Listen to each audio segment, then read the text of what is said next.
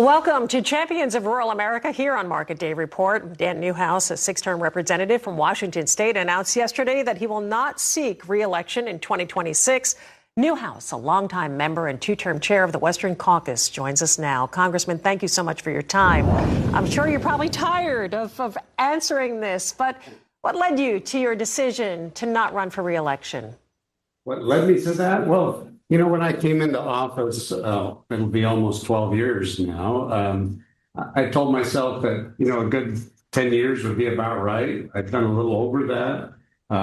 So it was really just a personal decision on my part.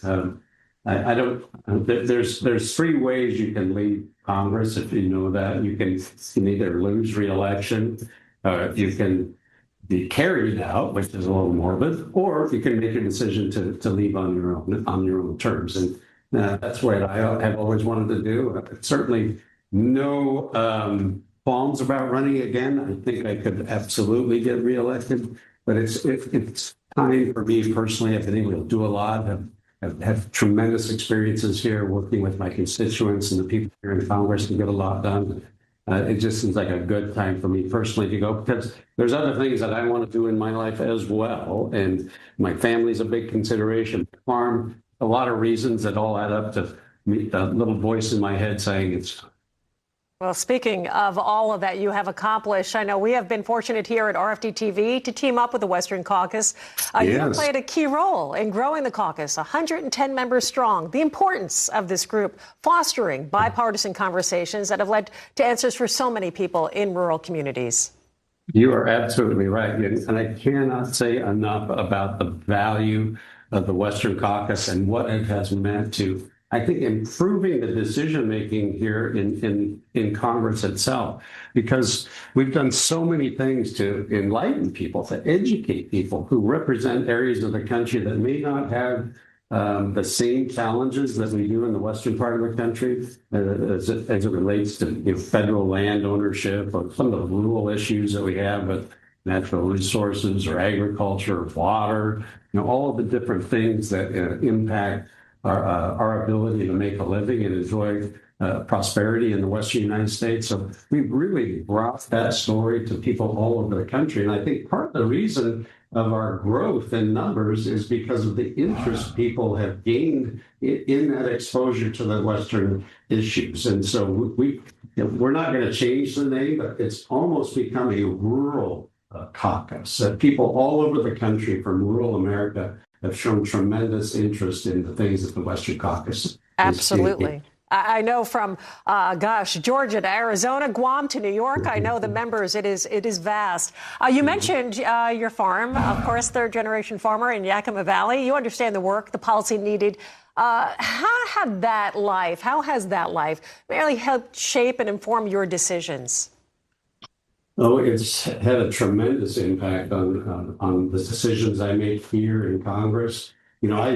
The challenges that we talk about in committee hearings and on the floor in conversations here between members about agriculture, I live that every single day. The struggles farmers have, the high costs of inputs or scarcity of labor or trying to find markets for their products that they raise, all of those things, I live that on. It's a very personal thing to me. One of the things that I always told people is, it used to be a very agrarian society, right, in the United States. Now, out of 535 members of the House and Senate, there's, I think, less than 24 farmers or ranchers. So we have a tremendous job to do in educating other people about the importance of the agricultural industry. So that's been a blessing to me to have this opportunity to do that. Part of that education, holding 15 field hearings in 4 years, the goal, taking Congress out into the field. To speak to that. It's a big part of, we can talk about things in a room here in Washington, D.C., but if you go out into the real world, people see firsthand that you get to talk to the people who are actually having to live under the laws that we're considering or that we've already passed. So it's a huge thing to be able to do that. It brings reality right up and personal with members of Congress that have to make decisions. So that's a huge value of what we've been able to bring to Congress, and I'm very proud of our record. Well, of course, you're not going anywhere just yet. There is still a lot of work to get done. You know, you've recently spoken up for specialty crop growers who received a fraction of the Farm Bridge Assistance Program funds. What do you think should be done really to close that gap? Well, first of all, let me say I'm appreciative of the administration for even thinking about specialty crop growers in this bridge for assistance. $1 billion compared to $11 billion for row crop farmers around the country. It's pretty lopsided, and there's efforts underway in Congress to right size that. And so we're working with the Ag Committee, the Chairman Thompson in the House, with the administration to see if we can do more to respond to the plights of farmers across the agricultural industry. And so that's ongoing, and we're hopeful that we can make some changes there. Well, I know, Congressman, you have said that there are capable hands that could step in. It sounds like you do have your eyes on some that are maybe worthy to step into your seat. I'm not going to be asking for names, but you feel like there are people that are in Congress that would really get the job done. You know, one of the things that I think all members of Congress want to do is, after all of the work that we've done on the behalf of our constituents, we want to be able to pass on that responsibility to someone you have trust in. There are several people in the district that are considering running, 2 or 3 that I know of, and there's probably others. But of the people I know of that have emerged recently, I'm confident that there will be a quality person to take this role, and I'm happy about that. And it makes me feel comfortable that I can move on and know that someone will be sitting in this position with the best interests of my district at heart.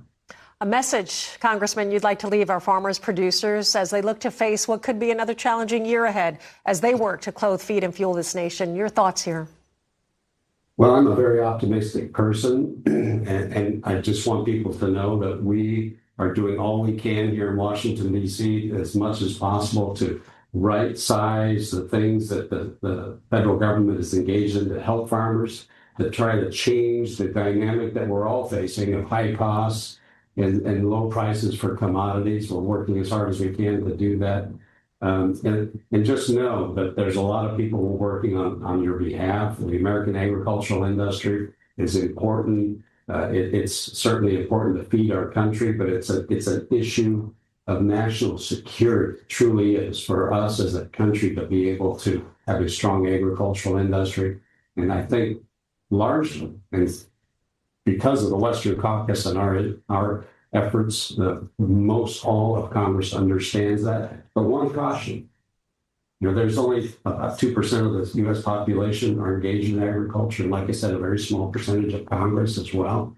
Our job of educating our urban cousins will not stop. So stay engaged, continue to communicate with your member of Congress. We together, we can get that message across so that we can continue to be successful. Congressman, we thank you for all that you've done, of course, making yourself accessible to us here at RFD-TV. We so appreciate that. And we look forward to talking to you in the new year. Merry Christmas and happy holidays to you and your entire family. Again, thank you for joining us. Thank you.